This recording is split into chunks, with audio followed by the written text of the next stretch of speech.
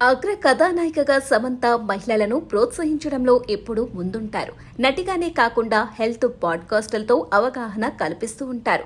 తాజాగా ఆమె తన 15 ఏళ్ల కెరియర్ గురించి మాట్లాడారు. ఎన్నో విజయవంతమైన చిత్రాల తరువాత తన కెరియర్లో కొత్త అధ్యయనాన్ని స్వీకరించినట్లు చెప్పారు. ఒక స్టార్గా తాను ఎంతో మందికి స్ఫూర్తిగా ఉండాలని అనుకుంటున్నట్లు చెప్పారు. తన ఇన్స్టాలో ఓ వీడియో పంచుకున్నారు. నటీనటులకు కెరియర్ పరంగా తక్కువ సమయం ఉంటుందని నేను భావిస్తాను.